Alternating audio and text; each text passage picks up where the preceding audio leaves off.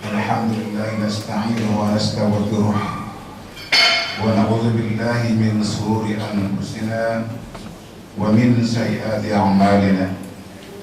May yahdihillahu fala mudilla lahu wa may yudlil fala hadiya lahu. Asyhadu an la ilaha illallah wahdahu la syarika lahu wa asyhadu anna Muhammadan abduhu wa rasuluh. Arsalahu bil haqqi basyiran wa nadhira wa da'iyan ilallahi bi iznihi wa sirajan munira. Allahumma salli wa sallim wa barik ala hadzal nabiyil karim sayyidina Muhammadin wa ala alihi wa sahbihi ajma'in. Amma ba'du, fa ayyuhal muslimuna rahimakumullah, usikum wa ibtaqullah wa ta'atihi la'allakum turhamun. Summa qala Allah ta'ala fil Qur'anil Karim, a'udzu billahi minasyaitonir rajim, bismillahirrahmanirrahim. Ya ayyuhalladzina amanu taqullaha haqqa tuqatih wa la tamutunna illa wa antum muslimun. Hadirin sekalian yang berbahagia, pertama sekali kita ucapkan syukur kepada Allah Subhanahu wa taala yang telah berikan kita kesehatan dan kesempatan melaksanakan ibadah puasa Ramadan di bulan yang lalu kemarin. Sekarang kita masuk di bulan Syawal. Alhamdulillah kita masih hidup dan masih sehat. Marilah kita pergunakan kesehatan dan kesehatan ini beribadah kepada Allah Subhanahu wa taala. Kita gunakanlah sisa umur kita ini hanya beribadah kepada Allah Subhanahu wa taala, sehingga nanti kapanpun Allah memanggil kita, kita bersiap menuju rahmat Allah Subhanahu wa taala. Kemudian salat dan salam kunjungan kita besar Muhammad sallallahu alaihi wasallam. Allahumma shalli ala Muhammad wa ala ali Muhammad. Semoga kita menjadi umat pilihannya yang mampu melanjutkan daripada risalahnya, mengikuti apa yang diajarnya dan juga mengamalkan ibadah yang dicontohkannya, dan mudah-mudahan kelak di hari kiamat pada masa kita mendapatkan syafaatnya. Amin ya rabbal alamin. Hadirin yang saya hormati, khatib ingin menyampaikan khutbah ini. Mungkin pernah kita dengar seorang sahabat yang bernama Abu Dzar atau Abu Dzar Al-Ghifari. Beliau seorang anak muda yang mendatangi Muhammad dengan ikrar mengucapkan kalimat syahadat. Sewaktu beliau hidup bersama Nabi, Nabi pun punya pesan kepada beliau, empat pesan yang sangat mendalam, di mana Rasul berpesan atau berpesan kepada Abu Dzar. Dalam hadis yang singkat, Rasul bersabda, ya Abu Dzarin, ya Abu Dzar, jaddidis sabinata fa innal bahra amikun wa huziz zada kamilan fa innas safara ba'id wa bil himla fa innal aqabatu qamudun wa ahlis amala fa innan naqada bashirun. Yang pertama adalah Nabi berpesan kepada Abu Dzar, jadil sabinata fa innal bahra amikun. Wahai Abu Dzar, perbaharui kapalmu karena laut itu amat dalam. Jadi perbaharui kapalmu karena laut itu amat dalam. Kalau kita pernah menyeberang ke Sumatera antara Merak dan Bakahuni, dari pelabuhan Merak kita merasa indah berlayar karena laut tidak dalam, angin tidak kencang. Tapi tidak ada jaminan ke tengah laut kita seperti itulah nyamannya berada di tengah laut. Andai kata memang kapal yang kita tumpangi rapuh, tidak mustahil kita berantakan di tengah lautan, kita akan tenggelam. Imam Ghazali mengartikan itulah, perbaulah kapalmu karena laut amat dalam, artinya perbaulah imanmu karena hari besok itu belum tentu seperti yang sekarang. Hari ini kita mungkin sehat, besok mungkin sakit. Hari ini kita masih tugas aktif, besok mungkin pensiun. Hari ini kita mungkin punya rezeki yang cukup, mungkin besok berkekurangan. Hari ini kita mungkin mulia, besok kita dihinakan. Hari ini kita mungkin ada, besok mungkin tiada. Maka tidak lebih alat untuk membantu kita adalah iman yang kuat, akidah yang kokoh. Sehingga dimanapun kita berada, kondisi apapun yang kita hadapi, kalau iman kita kuat, akidah kita kokoh, maka gelombang yang setinggi apapun datang menempa kita, maka kita yakin Allah akan menolong kita dengan keimanan kita kepada Allah Subhanahu wa Ta'ala. Kita pernah mendengar bagaimana Muhammad dan sahabat berperang di masa pertama awal Ramadan. Allah turunkan berpuasa wajib bagi umat Muhammad dan Muhammad. Pertama kali beliau melaksanakan ibadah puasa harus perang di tengah Badar.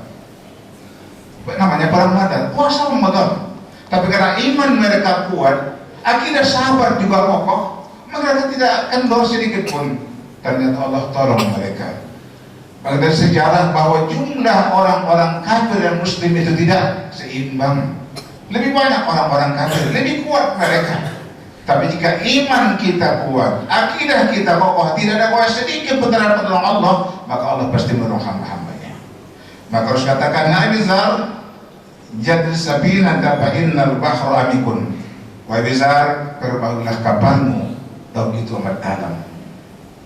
Memang jika arti hakikat pun kita maknakan, sejauh manapun kita berlayar, kalau memang kapal kita kuat, ombak datang tidak terasa dalam kapal yang sangat besar dan sangat kuat.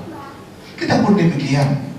Kalau iman kita kuat, ini akidah kita kokoh, amal ibadah kita baik, yakinlah kita saudaraku, jika datang musibah Allah pasti menolong kita. Ada masalah betul berikan suatu solusinya. Kenapa? Gembok pasti ada kuncinya, masalah pasti ada juga solusinya. Cuman kita menunggu waktunya di hadapan kita. Karena soal nanti yang kedua adalah wahudhiz zada kamilan fa inna sabaru ba'idun. Ambillah bekal yang cukup baik besar, karena perjalanan kita amat jauh. Ambillah bekal yang cukup baik besar, karena perjalanan kita amat jauh.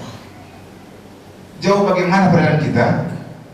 Dunia hanya puluhan tahun, alam kubur kita nggak tahu berapa tahun, di padang mahsyar sebelum masuk neraka surga kita nggak tahu berapa tahun. Itu sangat jauh yang kita jalani. Nah, kalau bekal kita kurang, kita tidak tenang. Kemarin orang mudik, ada ke Jawa, ke Sumatera. Kemana orang mudik? Kalau andai kata mereka pulang tanpa bekal cukup, mereka akan keteter di tengah jalan. Mungkin pulang harus minjam, atau jalan mungkin sudah susah pulang. Kenapa? Bekal mereka kurang. Itu baru perjalanan dunia. Ini perjalanan akhirat, insyaallah. Kita lihat semenjak Nabi Adam alaihissalam, udah berapa tahun sampai saat ini belum pernah berbangkit dalam kubur mereka. Itulah perjalanan yang sangat panjang. Harus katakan, ambillah bekal yang cukup. Artinya, buatlah kebaikan yang banyak supaya pahala kita cukup sebagai bekal kita dalam kubur dan akhirat. Mungkin Pak, di kubur masih ada yang doain kita. Anak kita mungkin, istri kita mungkin, sahabat-sahabat kita mungkin mendoakan kita. Masih ada harapan kita.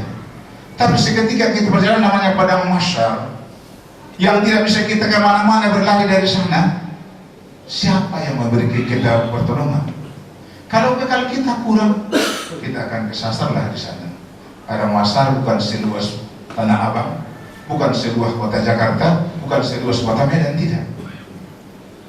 Manusia berkumpul tempat itu waktu yang sama tapi berbeda keadaannya masing-masing saat itu sesuai dengan amal bekal masing-masing. Maka pesan Rasulullah, perbanyaklah bekalmu, artinya cukupkanlah bekalmu, karena perjalanan kita amat jauh. Jauh kita hadirin, enggak dekat, jauh, lama kita berjalan. Itu yang kedua. Yang ketiga, Rasul bersabda, wa khafifil himla fa innal aqabatu qa'udun. Ringankanlah beban bawaanmu, karena lereng bukit itu sulit kita naiki. Ringankanlah beban bawaanmu, karena lereng bukit itu sulit kita naiki. Orang kita lihat orang mendaki gunung untuk menuju puncak gunung yang mereka inginkan. Kalau mereka membawa beban yang luar biasa banyaknya, maka sulit mereka mendaki. Artinya, karena perjalanan kita sangat jauh tadi yang kedua, dan berat perjalanan kita, maka tidak usah banyak beban kita. Artinya, kalau memang kita yakin dunia ini akan berakhir buat kita, akhirat kita akan selama-lamanya buat kita, walal akhiratu khairul laka minal ula, lebih baik pada dunia, maka tidak usah terlalu gelisah tentang dunia yang sekarang ini. Banyak ayat Quran mengatakan tentang dunia adalah hanya permainan, hanya sandiwara, hanya sanda gurau. Nggak usah terlalu mesih terhadap itu. Bawalah pahala berkaitan, ringankan beban-beban dunia kita. Jangan sampai nanti hayat kita datang, kita masih bingung warisan kita kemana, yang ini kemana, yang itu kemana. Atau mungkin utang kita belum lunas, bagaimana utang kita selanjutnya. Ada zaman kan orang untuk mengejar dunia demi gaya dan gengsi, rela ngutang kemana-mana. Rumah ngutang, kendaraan ngutang, baju ngutang, perhiasan ngutang. Saya masih ingat pelajaran segini subuh sekitar 2 bulan yang lalu. Lupa sama Ustaz namanya siapa waktu subuh itu dari Surabaya. Apa boleh katakan? Seketika orang berhutang meninggal dunia meninggal hutangnya, walaupun ada orang yang menanggung hutang itu dia bayar, sebelum selesai ditunaikan hutang itu, tetap kepanasan badannya dalam kuburnya. Kalau udah balik, udah dialihkan hutangnya itu kita bayangin. Dan di masa Nabi tidak mau menyerahkan jenazah yang ada hutangnya. Makanya jangan bikin beban kita berat menghadap Allah Subhanahu wa Ta'ala. Ringankan beban kita tentang masalah ini itu maksudnya. Daripada ketimbang kita akan memberikan beban buat kita memati harta ini dari mana datangnya, dari mana tujuannya, sudah. Mendingan kita syukuri apa adanya, jalankan ibadah Allah Subhanahu wa Ta'ala. Jangan berikan kita kehadapan rezeki, maka lapangkanlah ibadah Allah Subhanahu wa Ta'ala. Yang terakhir adalah Rasul mengatakan, wahlisil amala fa innan naqda basyirun. Ikhlaskanlah amalmu. Kalau ikhlaslah beramal, karena Allah itu maha teliti. Artinya amal itu tidak perlu banyak, tapi perlu ikhlas dan bagus. Kalau banyak memang ikhlas itu lebih baik daripada sedikit tidak ikhlas. Cuma yang dunia itulah keikhlasan kita beramal. Nah, puasa Ramadan memang kita untuk ikhlas beramal. Tidak ada yang tahu kita puasa atau tidak. Bisa saja mungkin kita yang paling lemasnya hari itu, tapi orang tidak tahu kita sudah minum di kamar mandi, kita sudah minum di mana-mana, nggak ada yang tahu. Kecuali Allah Subhanahu wa Ta'ala. Maka keikhlasan kita di bulan Ramadan meningkat. Maka akhir Ramadan juga Syawal ini, maka tetaplah kita ikhlas beramal Allah Subhanahu wa Ta'ala. Kenapa? Allah itu teliti. Quran mengatakan, wa ma umiru illa liya'budullaha mukhlishina lahuddin. Allah tidak menyuruh manusia beramal kecuali ikhlas kepada Allah Subhanahu wa Ta'ala. Jadi ikhlas itu yang diterima, yang ikhlas itu yang dihitung. Jadi nanti di akhirat itu Allah hisab, Allah saling mana berapa rakaat yang bagus ibadahnya ini, berapa hari puasanya yang ikhlas, berapa banyak zakat yang ikhlas. Itu yang ditimbul jadi amal soleh buat kita bersama. Nah kalau dia beda hukumnya, beda lagi masalahnya. Nah mudah-mudahan ibadah kita di bulan kemarin menjadikan kita seterusnya ikhlas beramal Allah Subhanahu wa Ta'ala. Ikhlas dalam sholat, ikhlas berzakat, ikhlas belajar ilmu agama, ikhlas mendidik anak dan istri, ikhlas kita membawakan kesalahan orang lain. Kenapa demikian? Nabi Muhammad mencontohkan yang demikian. Semoga Allah Subhanahu wa Ta'ala memberikan kita kemampuan mengikuti sunnah Nabi Muhammad SAW, memberikan kita kekuatan iman menjauh larangannya. Amin ya rabbal alamin. Barakallahu li wa lakum bil Qur'anil azim wa nafa'na wa yakum bil rasulil hakim. Fataqabbal minkum wa minkum tilawatahu innahu was samiul alim. Alhamdulillah, alhamdulillah hamdan katsiran kama amara. Asyhadu an la ilaha illallah wahdahu la syarika lah, wa asyhadu anna sayyidina wa nabiyyana Muhammadan abduhu wa rasuluh.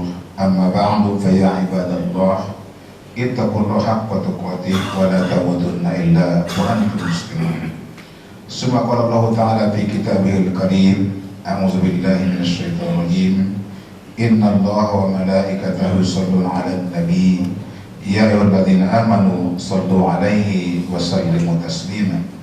Allahumma shalli 'ala sayyidina Muhammadin wa 'ala ali sayyidina Muhammad kama shallaita 'ala Ibrahim wa 'ala ali Ibrahim wa barik 'ala Muhammad wa 'ala ali Muhammad kama barakta 'ala Ibrahim wa 'ala ali Ibrahim fil 'alamin innaka Hamidum Majid. Allahumma ighfir lil mu'minina wal mu'minat wal muslimina wal muslimat al-ahya'i wal arhamar rahimin. Rabbana la tuzigh qulubana ba'da idh hadaytana wa hab lana min ladunka rahmatan innaka antal wahhab. Rabbana atina fid dunya hasanah wa fil akhirati hasanah wa qina azabannar. Walhamdulillahi rabbil alamin. Aqimus shalah. Sama tapi berbeda keadaannya masing-masing saat itu sesuai dengan amal bekal masing-masing. Maka pesan Rasulullah, perbanyaklah bekalmu, artinya cukupkanlah bekalmu, karena perjalanan kita amat jauh. Jauh kita hadirin, enggak dekat, jauh, lama kita berjalan. Itu yang kedua. Yang ketiga, Rasul bersabda, wa khaffifil himla fa innal aqabatu ka'udun. Ringankanlah beban bawaanmu, karena lereng bukit itu sulit kita naiki. Ringankanlah beban bawaanmu, karena lereng bukit itu sulit kita naiki. Orang kita lihat orang mendaki gunung untuk menuju puncak gunung yang mereka inginkan. Kalau mereka membawa beban yang luar biasa banyaknya, maka sulit mereka mendaki. Artinya, karena perjalanan kita sangat jauh tadi yang kedua, dan berat perjalanan kita, maka tidak usah banyak beban kita. Artinya, kalau memang kita yakin dunia ini akan berakhir buat kita, akhirat kita akan selama-lamanya buat kita, walal akhiratu khairul laka minal ula, yang lebih daripada dunia, maka tidak usah terlalu gelisah tentang dunia yang sekarang ini. Banyak ayat Quran mengatakan tentang dunia adalah hanya permainan, hanya sandiwara, hanya sandagurahu. Nggak usah terlalu mesih terhadap itu. Bawalah pahala berat, ringankan beban-beban dunia kita. Jangan sampai nanti kita datang, kita masih bingung warisan kita kemana, yang ini kemana, yang itu kemana. Atau mungkin utang kita belum lunas, bagaimana utang kita selanjutnya. Ada zaman kan orang untuk mengejar dunia demi gaya dan gengsi, rela ngutang kemana-mana. Rumah ngutang, kendaraan ngutang, baju ngutang, perhiasan ngutang. Saya masih ingat pelajaran ini subuh sekitar 2 bulan yang lalu. Lupa sama Ustaz namanya siapa waktu subuh waktu itu dari Surabaya. Apa boleh katakan? Seketika orang berhutang meninggal dunia meninggal hutangnya, walaupun ada orang yang menanggung hutang itu dia bayar, sebelum selesai ditunaikan hutang itu, tetap kepanasan badannya dalam kuburnya. Kalau udah balik, udah dialihkan utangnya itu kita bayangin. Dan di masa Nabi tidak mau menyelatkan jenazah yang ada utangnya. Makanya jangan bikin beban kita berat menghadap Allah Subhanahu wa Ta'ala. Ringankan beban kita tentang masalah ini itu maksudnya. Daripada ketimbang kita akan memberikan beban buat kita memati harta ini dari mana datangnya, bagaimana tujuannya, sudah. Mendingan kita syukuri apa adanya, jalankan ibadah Allah Subhanahu wa Ta'ala. Jangan berikan kita kelapangan rezeki, maka lapangkanlah ibadah Allah Subhanahu wa Ta'ala. Yang terakhir adalah Rasul mengatakan, wahlisil amala fa innan naqada basyirun. Ikhlaskanlah amalmu, kalau ikhlaslah beramal, karena Allah itu maha teliti. Artinya amal itu tidak perlu banyak, tapi perlu ikhlas dan bagus. Kalau banyak memang ikhlas itu lebih baik daripada sedikit tidak ikhlas. Cuma yang dunia itulah keikhlasan kita beramal. Nah, puasa Ramadan memang kita untuk ikhlas beramal. Tidak ada yang tahu kita puasa atau tidak. Bisa saja mungkin kita paling lemasnya hari itu, tapi orang tidak tahu kita sudah minum di kamar mandi. kita sudah minum di mana-mana, nggak ada yang tahu kecuali Allah Subhanahu wa Ta'ala. Maka keikhlasan kita di bulan Ramadan meningkat. Maka akhir Ramadan juga Syawal ini, maka tetaplah kita ikhlas beramal Allah Subhanahu wa Ta'ala. Kenapa? Allah itu materiti. Quran mengatakan, wa ma umiru illa liya'budullaha mukhlishina lahuddin. Allah tidak menyuruh manusia beramal kecuali ikhlas kepada Allah Subhanahu wa Ta'ala. Jadi ikhlas itu yang diterima, yang ikhlas itu yang dihitung. Jadi nanti di akhirat itu Allah hisab, Allah saling mana berapa rakaat yang bagus ibadahnya ini, berapa hari puasanya ikhlas, berapa banyak zakat yang ikhlas. Itu yang ditimbul jadi amal soleh buat kita bersama. Nah kalau dia beda hukumnya, beda lagi masalahnya. Nah mudah-mudahan ibadah kita di bulan kemarin menjadikan kita seterusnya untuk ikhlas beramal Allah Subhanahu wa Ta'ala. Ikhlas dalam sholat, ikhlas berzakat, ikhlas belajar ilmu agama, ikhlas mendidik anak dan istri, ikhlas kita membawakan kesalahan orang lain. Kenapa demikian? Nabi Muhammad mencontohkan yang demikian. Semoga Allah Subhanahu wa Ta'ala memberikan kita kemampuan mengikuti sunnah Nabi Muhammad SAW, memberikan kita kekuatan iman menjauh larangannya. Amin ya rabbal alamin. Barakallahu li wa lakum bil Qur'anil azim wa nafa'na wa iyyakum bima rasulil hakim. Fataqabbal minkum wa minkum tilawatahu innahu was samiul alim.